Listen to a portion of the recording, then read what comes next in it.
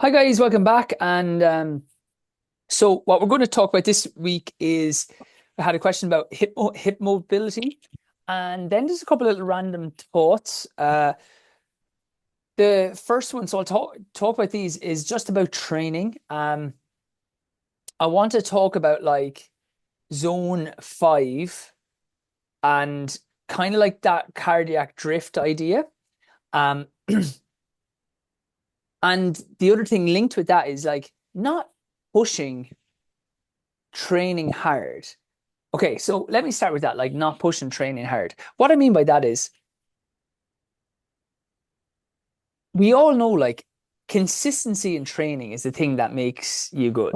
You know, if you can get like week on week, month on month in, that's what allows you to build good fitness and do well in races, much more than any one session. Now, like as my friends were kind of saying, especially if you're on your own. So for example, my friends did a session today. We're getting ready for this High Rocks in like Saturday week's time. And they did times like they're about a minute up on each station than me, a minute or half a minute.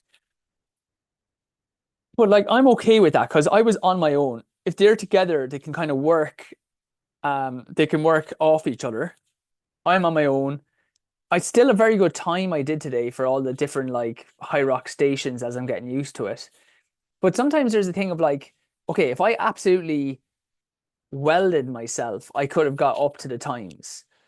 But coming off the boil slightly, now not like to where I'm phoning it in, but for example, like with wall balls, it's like I didn't take any break. It was just they were a little bit slower. Same with like my lunge and all. I didn't take any break. And that might be the same.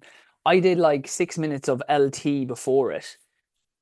And I'm like, my heart rate didn't even get into the LT zone. And I might actually talk about that as one other thing, getting into LT zone. So my heart rate didn't get into LT zone, but I was finding like the actual like the paces were quite good. I had to do 4 by a minute then again, and I was again. Now they were a lot faster than the LT pace, but I wasn't trying to like overly push. And there can be a lovely rhythm in training when you're not trying to push too hard. And sometimes when you start pushing excessively to try get these times or try think, oh, I really want to go with, that's when you get those injuries. That's when you get that little bit of sickness. And what I find is my body, like when I know there's a race, say if I know this race is on Saturday week, I've naturally just ramped what I'm doing. The focus went up a little bit.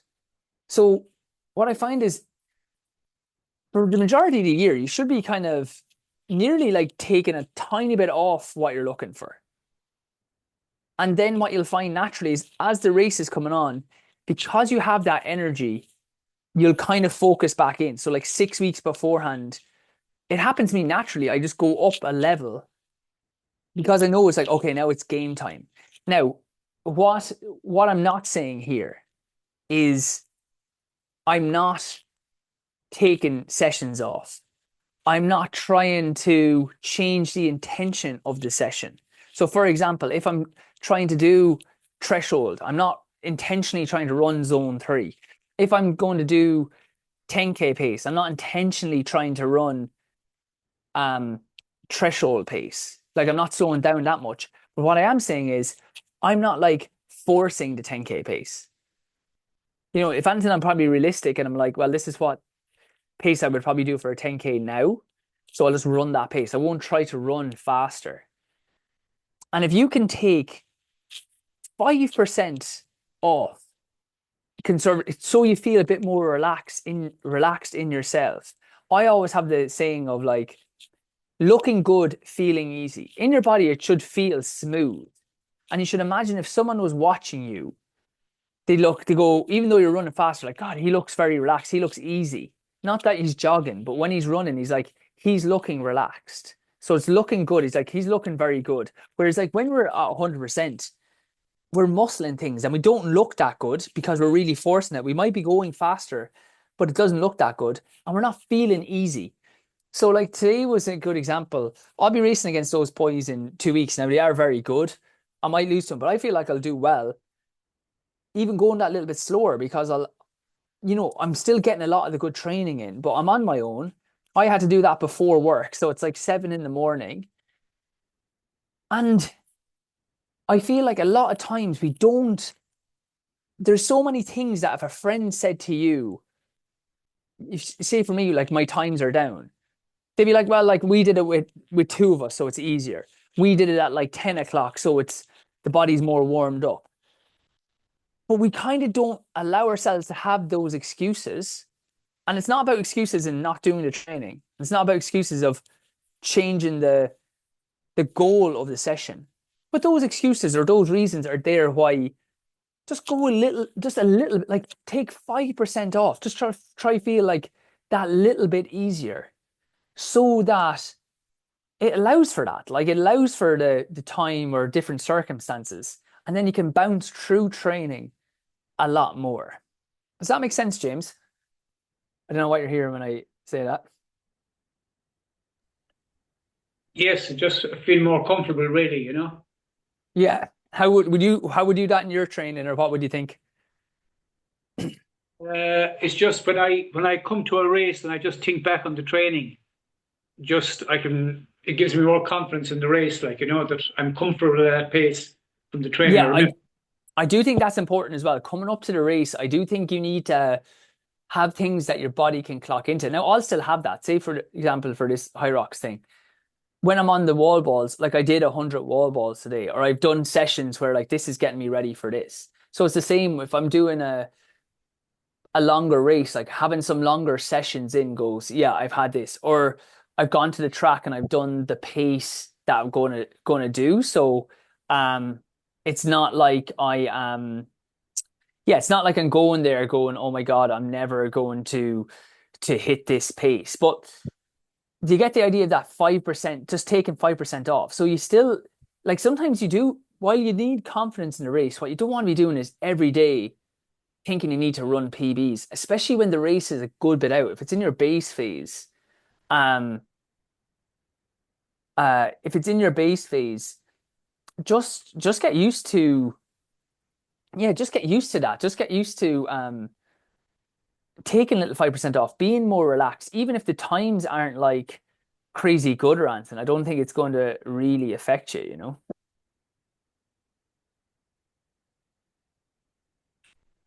That makes sense?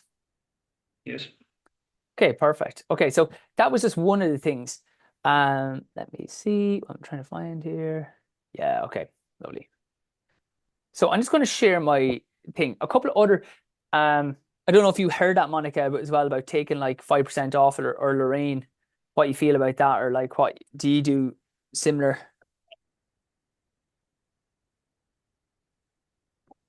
I'm sorry, was that for early morning running?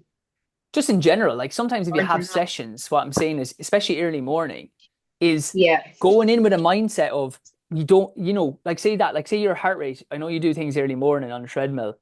Like the treadmill is a good example, right? I was running on the treadmill because I'm getting ready for this thing, and like what the time said on the treadmill, I can run like I was running 5 minutes 12 today, so that's like a 3:11 K for threshold, and I was on the treadmill last Saturday running 11 um 11 miles per hour, which is 530 K or 530 miles, which would be about 335 Ks maybe, and feeling like this is way harder.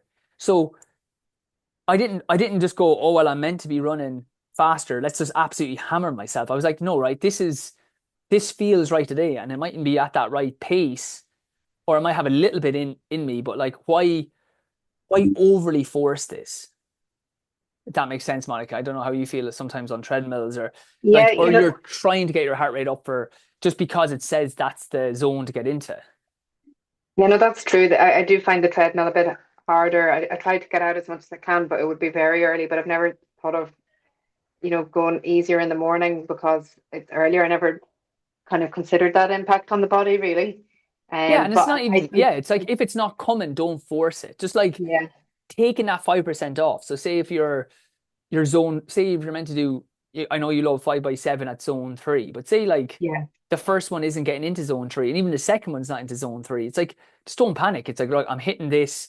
We're just right on the cusp of it, and then it can come into it. Yeah, no, I definitely do that. I think with the zone Yeah. training, I think that's why I like the zone three because I often know that for the first two, I probably won't be in zone three, but Yeah. then I kind of get into it really, and then I actually prefer running by zones rather than pace. Sometimes I've even that 10K that I did recently, I kind of went by feel, and I had a pace in my head, but I kind of thought if I'm not feeling it, I'm not going to push it too hard because I knew I might not be able to sustain it, that kind of way. Yeah, exactly. And there's a really good runner, Cormac Dalton. I don't know if you know him. He's a really good cross country, and I was doing a jog with him. Just randomly met him when I was up in Dublin, and we were talking about that, like, cause he's looking to go like 27 minutes for 10K, um, and he does unbelievable in cross country. Because in cross country or road races, there's natural ebbs and flows, so he can get into the race, and if it's a little bit slower, he's not like panicking and running to the front. And then when it's a bit harder in the middle, he's able to grind away. Whereas on the track, because every 400 is timed, if in the middle he needs a little bit of a breather, he doesn't take it, and sometimes he can try and be overly forcing that bit, and then he doesn't have the energy he would have near the end. So yeah, I think sometimes having the pace in your head, but trying to get used to feel and then pushing it is a much better idea for us. Okay, yeah.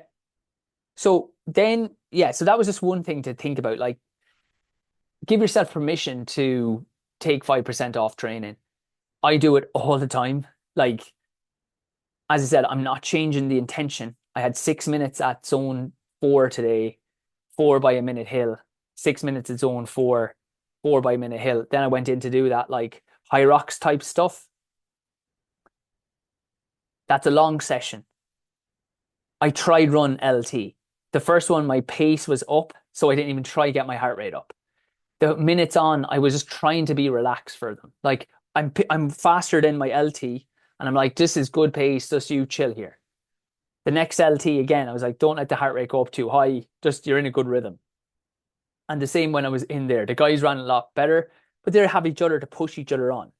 I'm on my own. It's in the morning. It's at the end of a session. I've got a good stimulus. I don't need to win any race today. I just need to like clock the training. There's another good day done.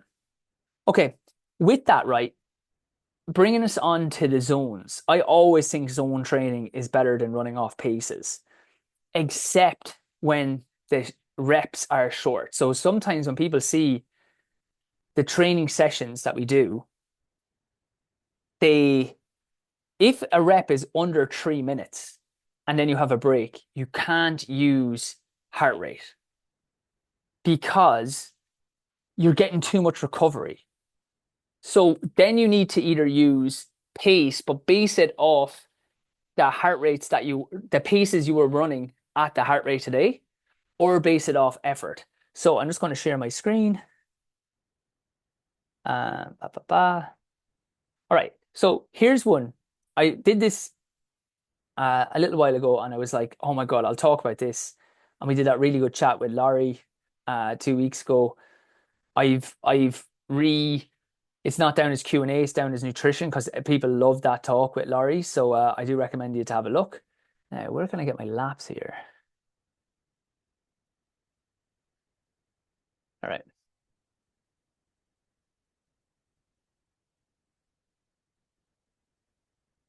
Okay. So what this session um, was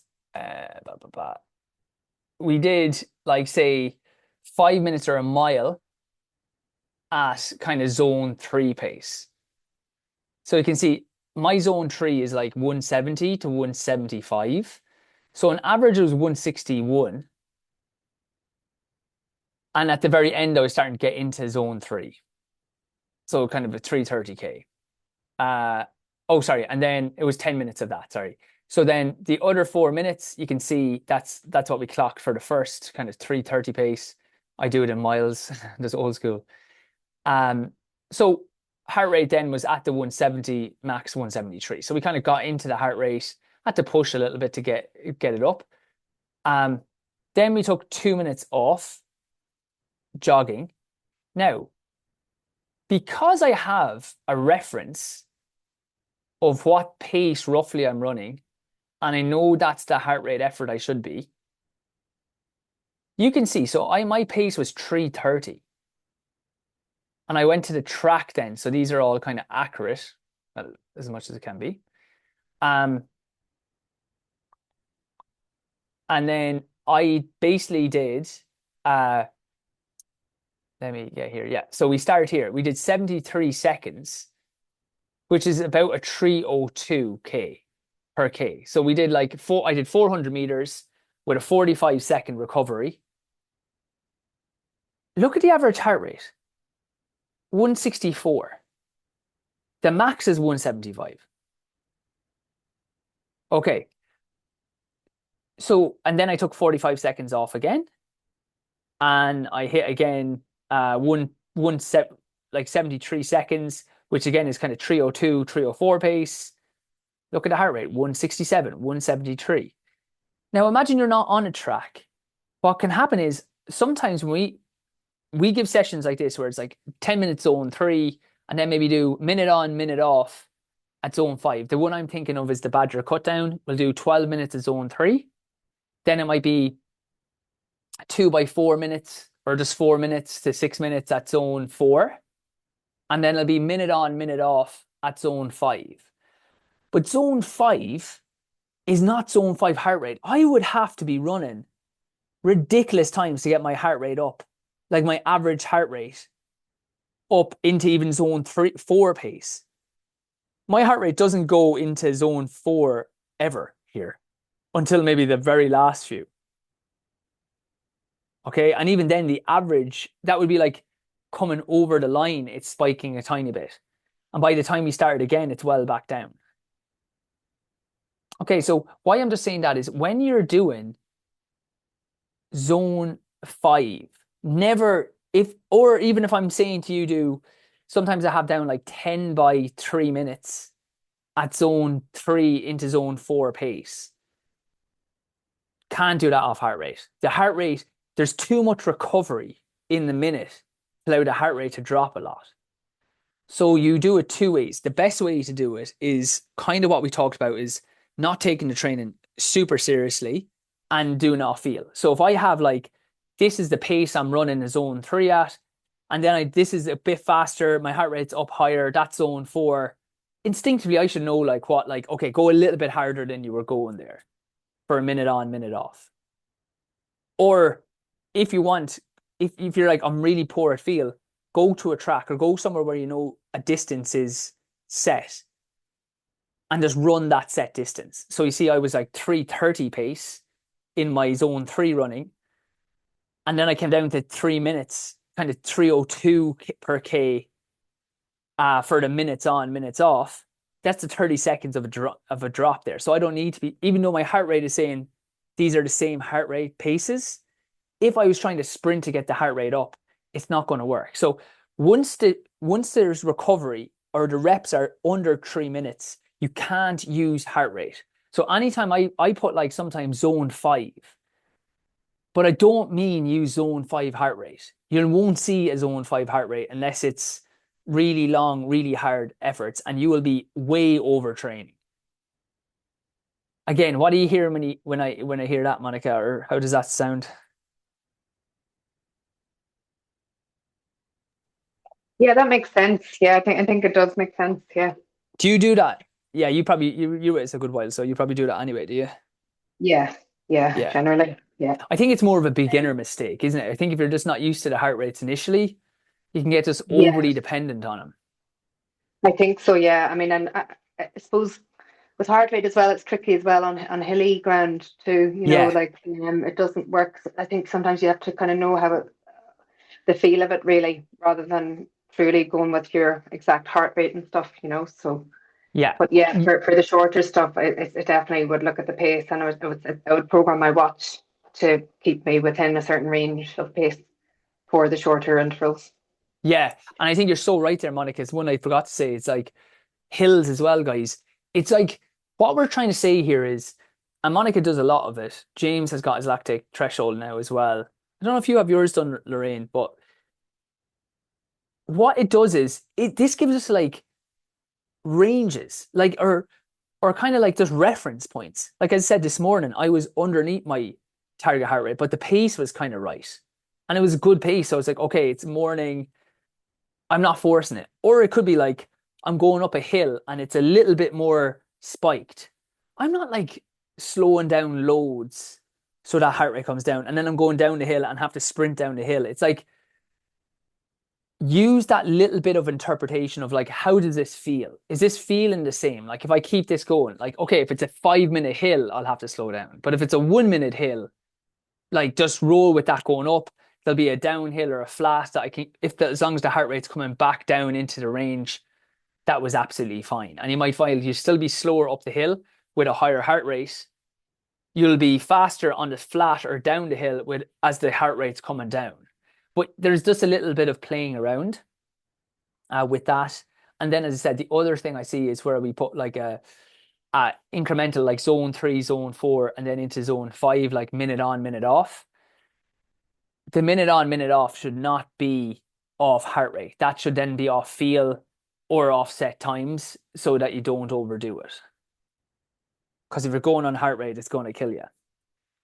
Okay, and then last running question that I was going to do is, sometimes when you are getting used to doing loads of like zone 3, especially people doing marathons, half marathons, zone 4, if you're struggling more long term, that you find like the pace, say zone 3, to get your heart rate into zone 3 or zone 4.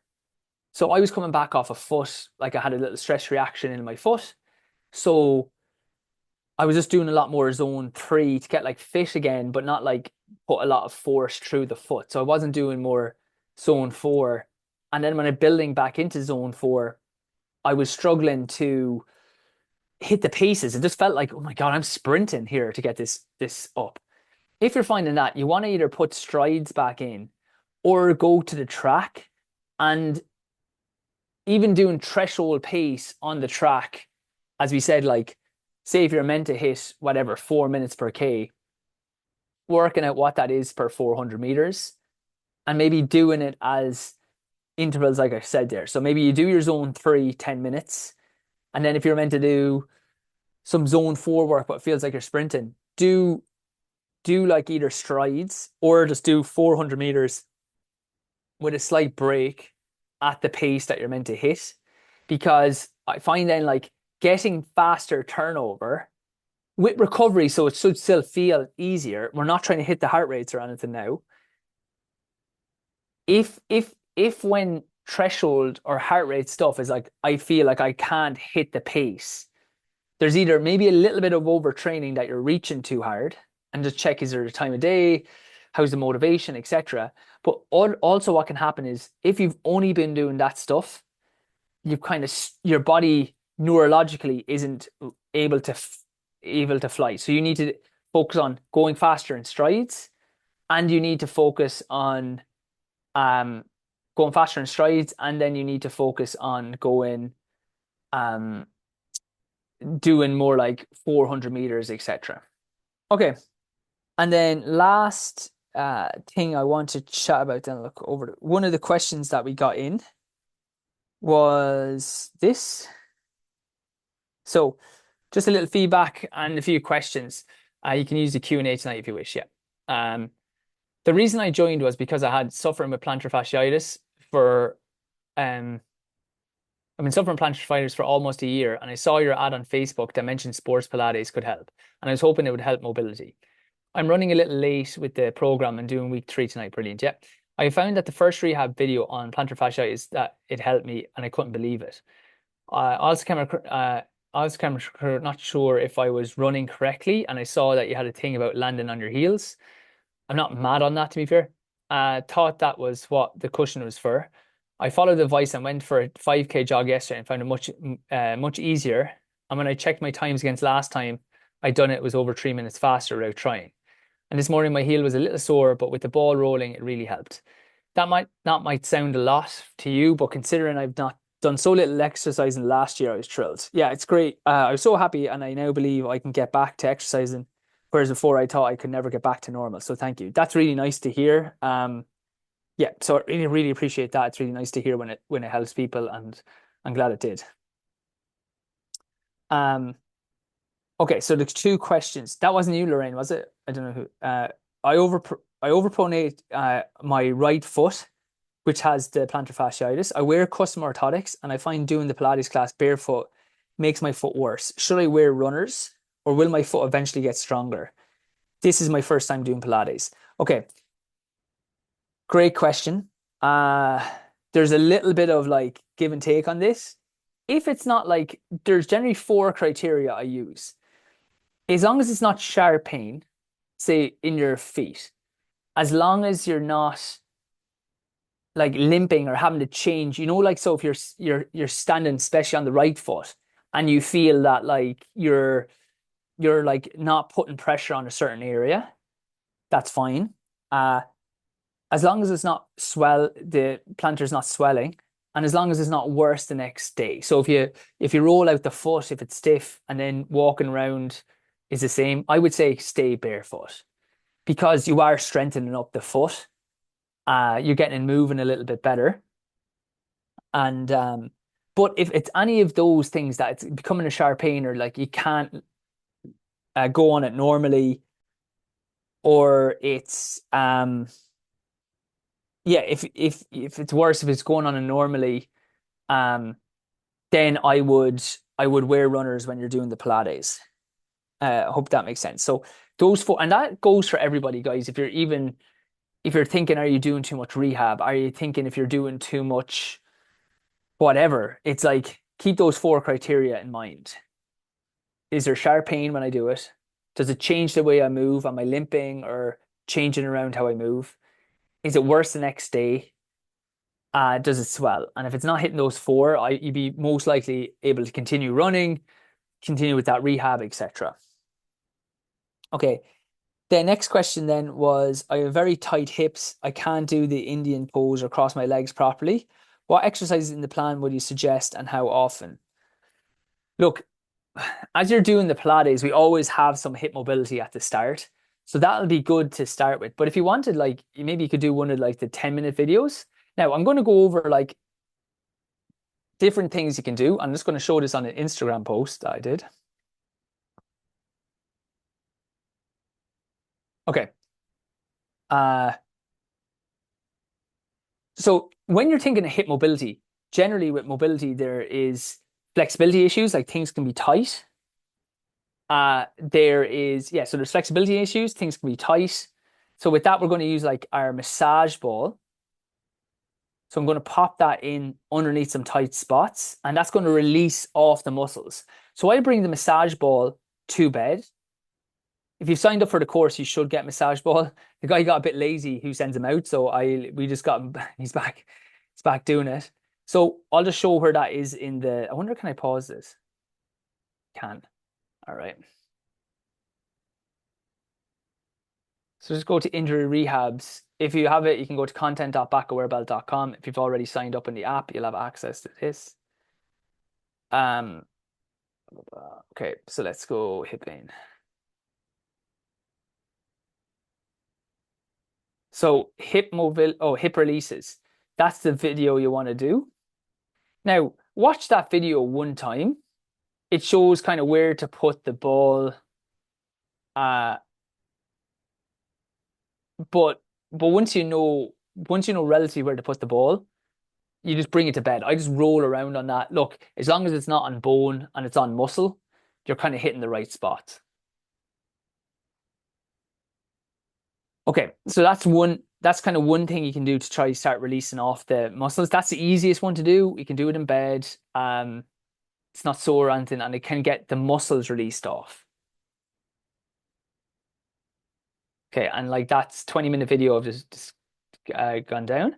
Now you can do stretching for it.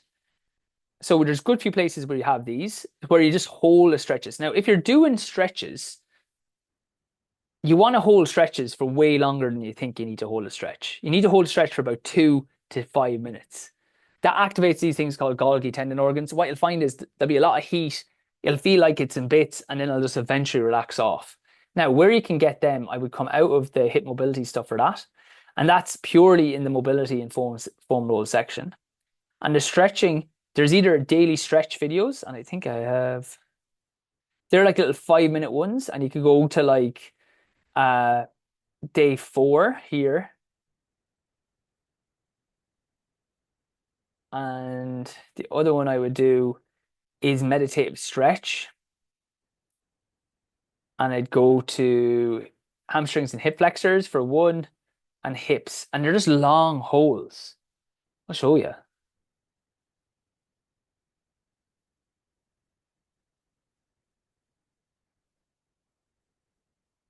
I'm holding, okay, wait there. So we'll have the legs out to the side. Feet go together. You rock them back. All right, that's 650. That's 3 minutes.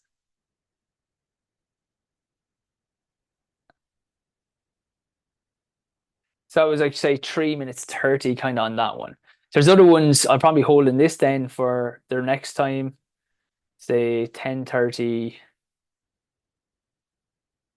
13:30, yeah, 40. So like kind of 3.5 minutes there, those ones. Okay. Some really chilled songs there as well.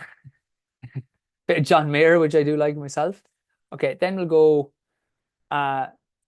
look, with the Pilates, it'll help here anyway. And I know you're using the belt, because what you'll start then doing is we start learning how to move through the hip, but not arch through our back or anything. So that starts getting proper like rotation through the hip. And then this is the last one, is like joint mobility. This is one that you could do. So you could do just 10-minute videos, which again, you'll get these ones either usually about 10 minutes, say like a mobility routine.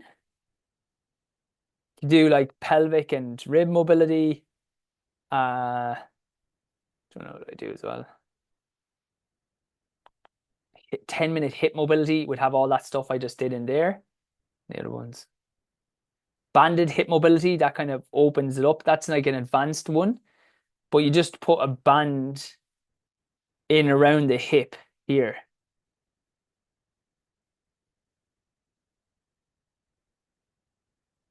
And we're rotating. It's just using the band there to like to hold and push your joint into different positions.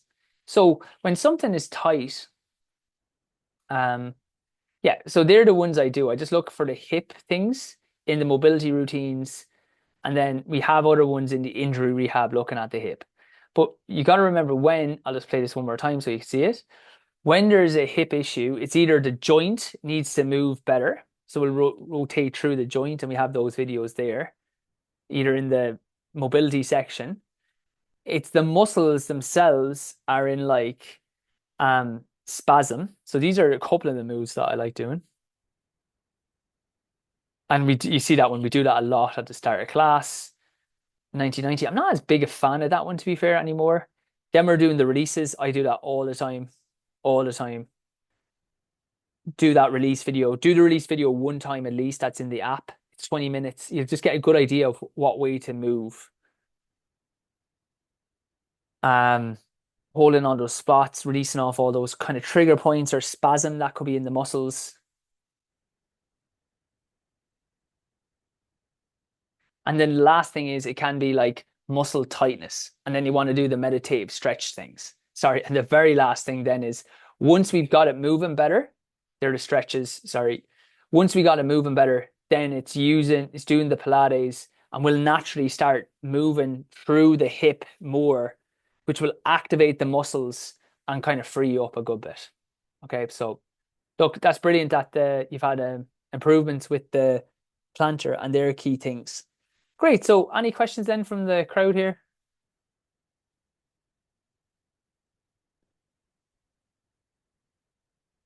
Brilliant. Guys, thanks so much. If there's no questions, I'll let you all go. Thank you. Take care. Thanks, phone. Bye. Brilliant. Thank you. Thanks a million. See you guys. Take care. See you, Lorraine.